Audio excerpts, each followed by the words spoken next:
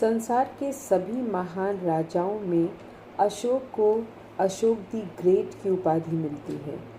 Ashok believe करते थे कि राजा को ऐसा होना चाहिए कि वो अपने प्रजा को अपने बच्चों के समान माने और उनकी सभी ज़रूरतों को पूरा करे। उनके जो एडिक्ट्स हैं उसमें ये जानने को मिलता है कि किस तरीके से इन्होंने जो प्रिंसिपल्स डाले थे धम्मा के, जिसमें कि रिस्पेक्ट करने को कहा था इन्होंने अपने पेरेंट्स को, अपने टीचर को और साथ ही साथ अपने सभी बड़े लोगों को। ये बहुत ही लिबरल थे और इन्होंने बहुत सारा अमाउंट डोनेट किया था इन ऑफ द डिफरेंट फेथ, यानी अलग अलग धर्म को मानने वाले लोगों के साथ भी ये बहुत ही लिबरल बिहेव करते थे और धन को डोनेट करते थे।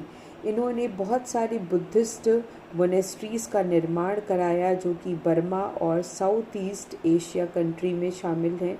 इन्होंने अपने बेटे महेंद्र और पुत्री संघमित्रा को बौद्ध धर्म के रिलीजन के प्रचार प्रसार के लिए श्रीलंका भेजा।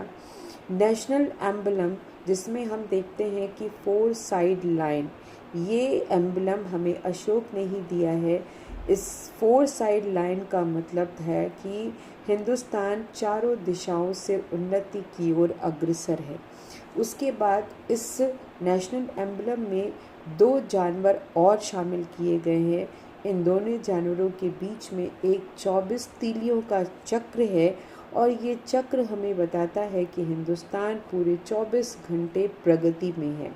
साथ ही साथ इसमें बने 2 जानवर, एक बुल और एक हॉर्स, ये बताता है कि बुल का मतलब कि सबसे पावरफुल होना और हॉर्स का मतलब होता है निरंतर चलते रहना।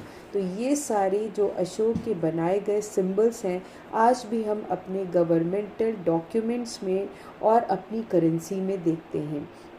अब बात होती है कि मौर्यन एम्पायर कैसे डिक्लाइन हुआ। तो आपने देखा कि अशोक कितने लिबरल रूलर थे। उन्होंने लोगों का बहुत ध्यान रखा, उन्होंने नॉन वायलेंस बिल्कुल छोड़ दिया, दोबारा कभी भी वॉर नहीं किया आफ्टर द कलिंगा वॉर। तो मौर्यन एम्पायर फाइनली जो डिस्ट्रॉय हुआ था वो पुष्यमित्र संगा के टाइम में हुआ था 1855 BCE में। ब्राह्मण्स जनरल जो ही was a Brahmin general of the last Mauryan king Brihadratha, यानी मौर्यन किंग के लास्ट रूलर बृहदत्त थे जिनको पराजित कर पुष्यमित्रा सांग ने एक नई डायनेस्टी को स्टैब्लिश किया था। हालांकि नो डाउट अशोका एम्पायर बहुत बड़ा था, लेकिन उनके सक्सेस